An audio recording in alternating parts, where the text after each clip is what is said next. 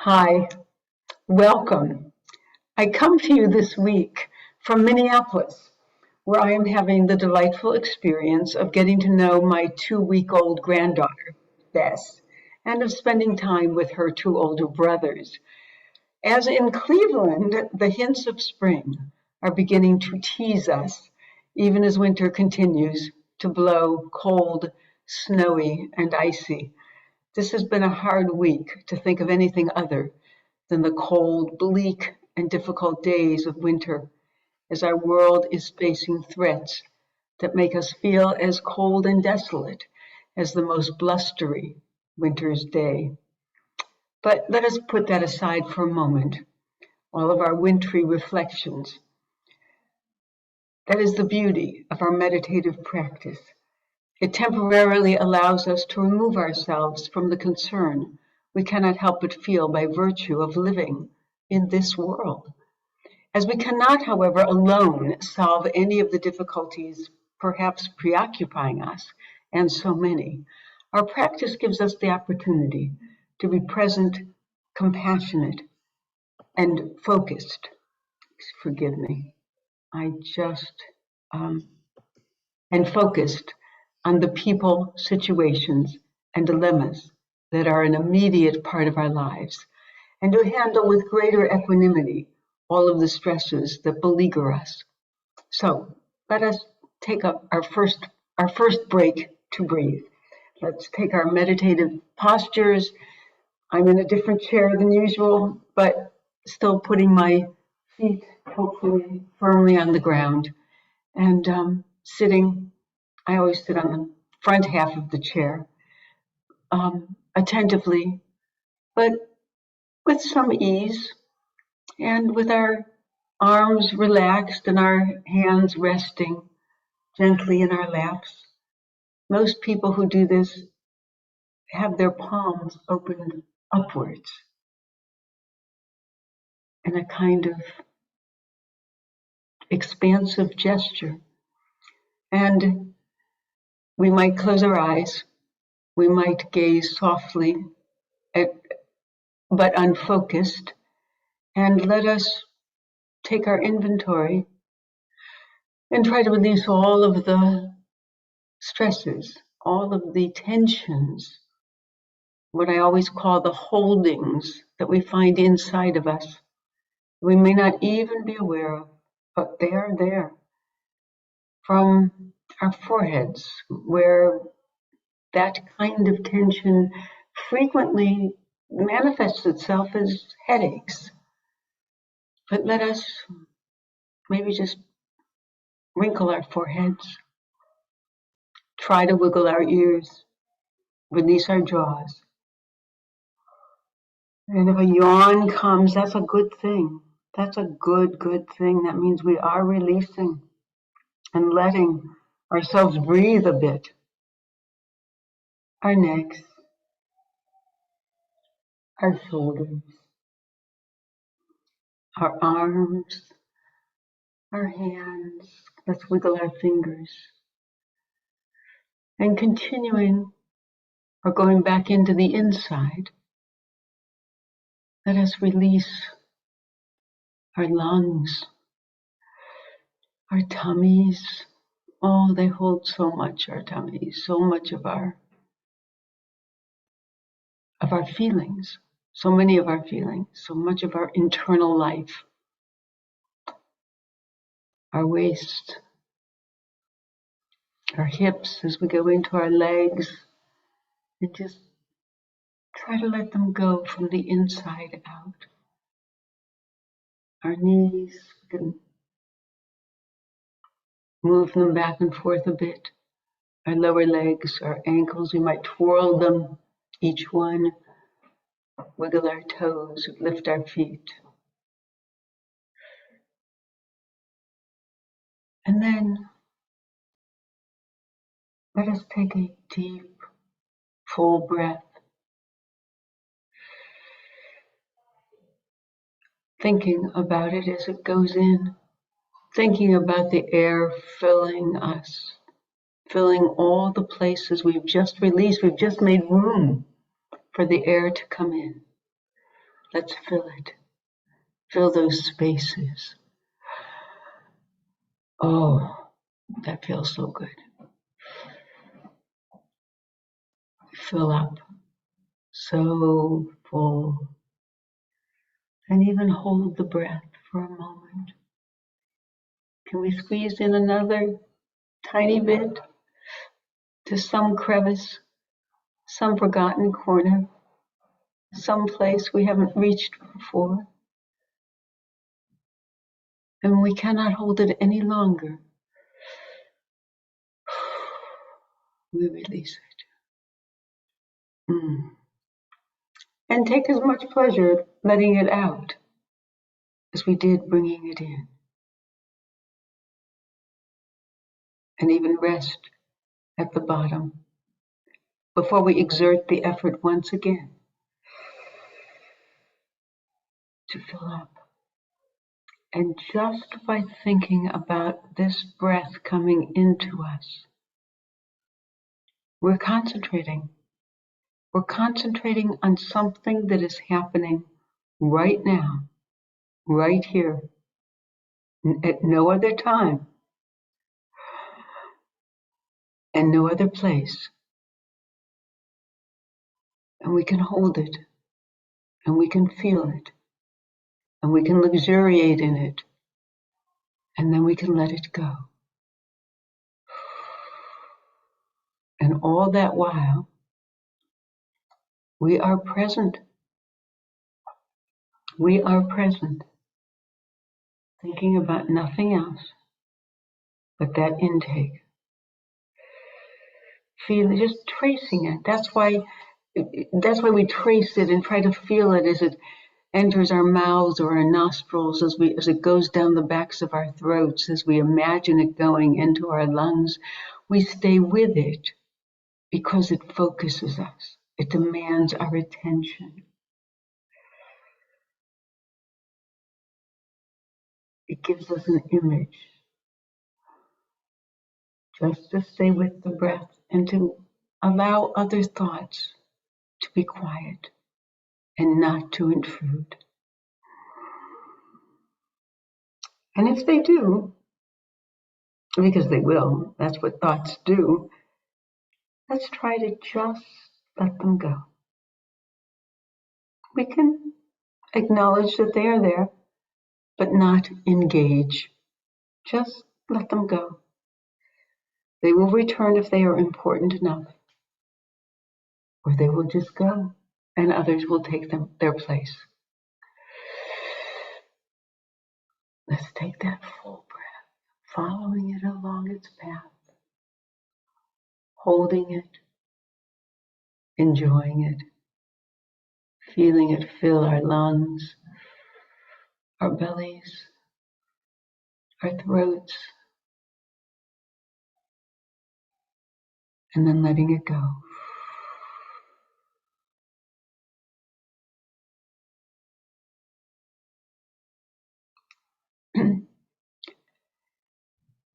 Even as the news has been filled with the drumbeat of war, as the masks have increasingly come off, as the economy challenges, and as the first Black woman was nominated for the Supreme Court, I have been struck by the number of articles, discussions, podcasts, and other exchanges that are addressing the subject of personal happiness and well-being. I know that I touched on this last week in referencing the Great Resignation, but I am increasingly aware that the pandemic has struck another chord, and more widely than I had thought. I was intrigued this past weekend by an article brought to my attention by a dear friend that profiled an interview with Laurie Santos, a professor of psychology at Yale University, who teaches a course on happiness. She has 500 students taking her course, which she started in 2018, before the pandemic. Students have been anxious, stressed, and overwhelmed in ways that seem significantly different from previous generations. But this particular level of unease in this generation has been documented for some time. I am not a social scientist or a psychologist, so I cannot cite statistics and data, but I continue to be intrigued by the aftershocks of this pandemic, particularly as it has uncovered certain personal realities. We knew before that a lot of us are lonely. We knew before that our students are stressed, anxious, and overwhelmed. We knew before this pandemic that we live in a materialistic world and that the trappings of that world do not make anyone happier or more fulfilled. But something has changed. I am wondering if what we knew intellectually before, or to which we gave a kind of lip service that changed nothing, has become a felt knowledge, something we have experienced, not just read about. It seems that there is a greater urgency now, a visceral need, a recognition we have now at an instinctive level. This recognition is at an instinctive level. Doesn't get any better, no matter how many times I say it.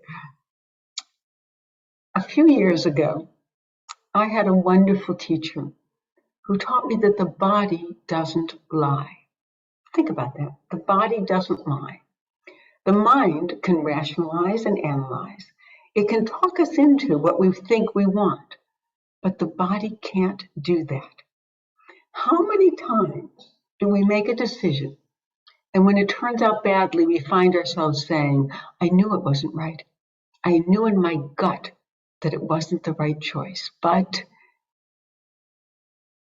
and for whatever rationalized reasons, we pursued an erroneous course of action anyway. The body doesn't lie. And that is why we rely so heavily on our bodies for our meditative practice. We try to reach an instinctive level, and in so doing, we try to effect a greater balance between the mind and the body. The irony of it all is that we live in a culture that is body obsessed. We are bombarded by images of what we should look like, what our exercise routine should include, what we should eat and wear, how we should style our hair, our faces, our look. In putting so much emphasis on our bodies have become entities that seem separate from the rest of us. We observe them, we judge them, we push them, but do we ever stop and really inhabit them? That is certainly part of what we are trying to accomplish in our sessions together. When we release the tension and stress at the beginning of our practice, we do so from the inside, not from the outside. We do so in our quest to bring body and spirit together, to inhabit our bodies with comfort, with acceptance, and with compassion, just as we seek to bring those qualities to our souls and spirits, our minds and hearts.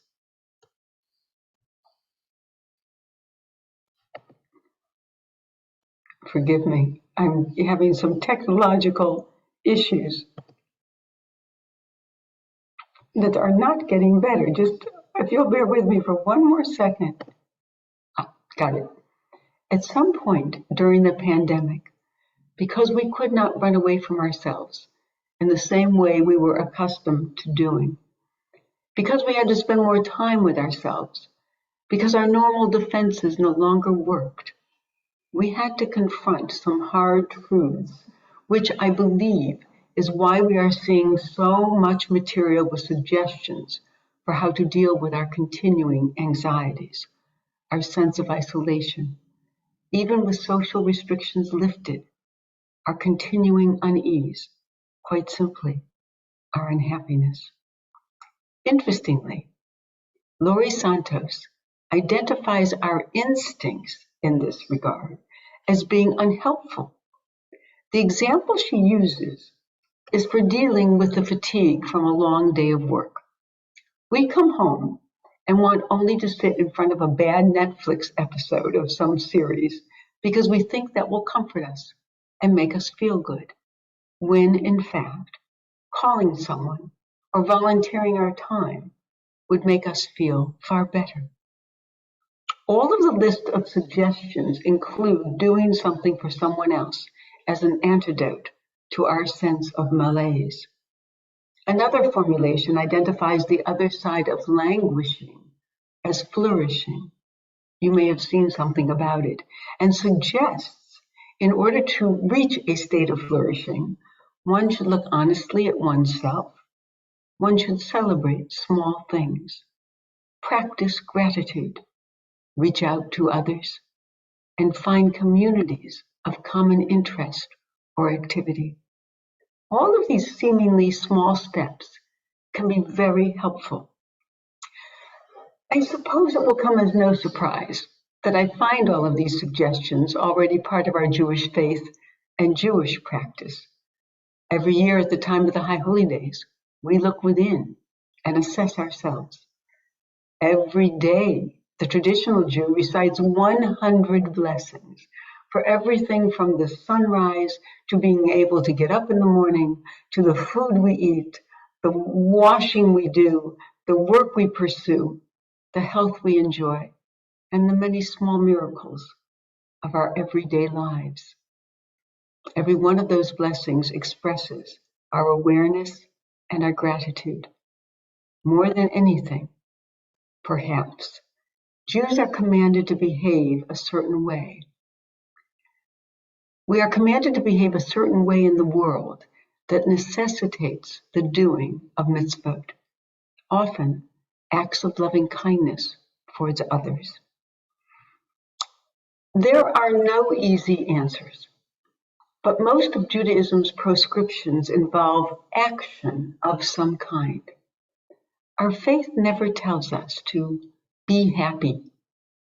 It does tell us to act justly, to love mercy, and to walk humbly with our God. It does tell us to love our neighbor as ourselves. It does tell us to clothe the naked, feed the hungry, house the homeless, and care for the most vulnerable members of our community. It does tell us to honor our father and our mother, to observe the Sabbath, and to remember the Exodus from Egypt, because we were slaves in Egypt, and we know the heart of the stranger. Thus, it does tell us to live our lives with purpose, a purpose as ancient as we are. This does not happen automatically. There are no easy fixes. One of Professor Santos's major points is that happiness takes work. I am quite fond of quoting the Yiddish expression, schwer zu sein ein Yid, which means it's hard to be a Jew. That may be one of the lessons learned from this experience, not just that it's hard to be a Jew, a lesson that it seems we are never allowed to forget in this world, but that our lives require our attention, our crafting, our work, and our care. It never was easy, and now we have come face to face with that inescapable reality. It's especially not easy because we now know that the things we were hoping for, striving for, even working for, won't do it.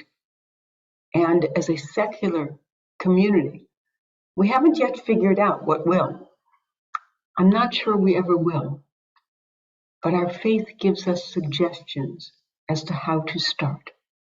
And we can do it right now, right here. We can breathe in the reality of this moment with its gift of body, mind, and spirit, its gift of breath, its gift of life.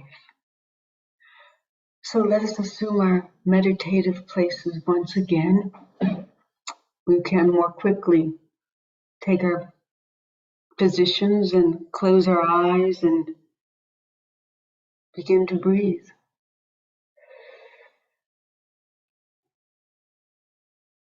In and then out. The reality of this moment is that we are taught once again that the things we tend to run after, the things we tend to crave, covet, imagine everyone else has, are not necessarily, if ever, the things that make us happy. I was actually talking with my daughter earlier about a person we both know and the difficulties, some of the difficulties this person has. And we acknowledge to each other that all of us believe the other person has it easier, happier, more comfortable.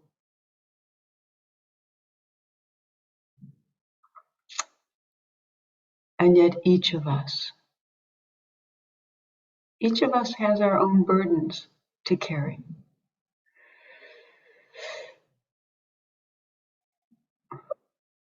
And as all the studies seem to indicate, excuse me, once basic needs are met,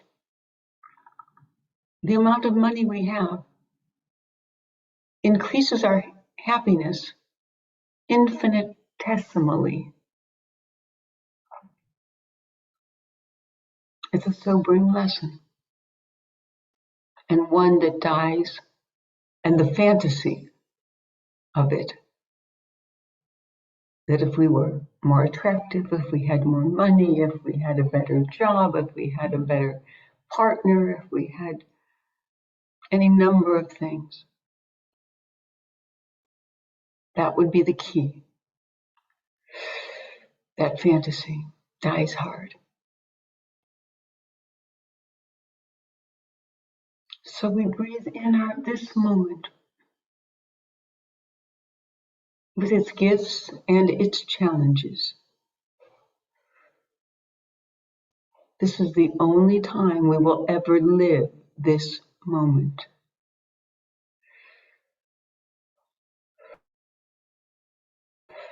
By the time we breathe out, the second or third breathing out, possibly, this moment is gone, and we are on to the next one.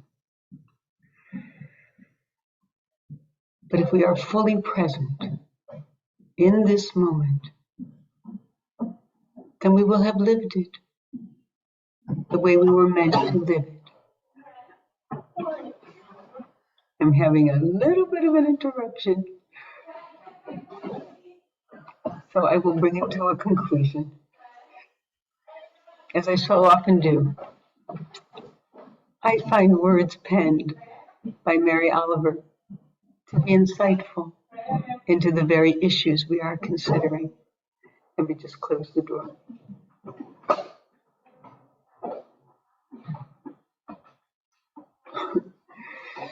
She clearly understood life's difficulty, Mary Oliver, but she remained intoxicated by its wonder and its joy. I would share with you a poem entitled Hallelujah. Everyone should be born into this world happy and loving everything, but in truth, it rarely works that way. For myself, I have spent my life clamoring toward it. Hallelujah. Anyway, I'm not where I've started. And have you too been trudging like that? Sometimes almost forgetting how wondrous the world is and how miraculously kind some people can be. And have you too decided that probably nothing important is ever easy? Not, say, for the first 60 years. Hallelujah. I'm 60 now, and even a little more. And some days I feel I have wings. I hope this week is one in which you have days on which you feel you have wings, in spite of, in the face of so many negative forces that beset each of us. Let it be a good week. And I look forward to seeing you next time. God bless.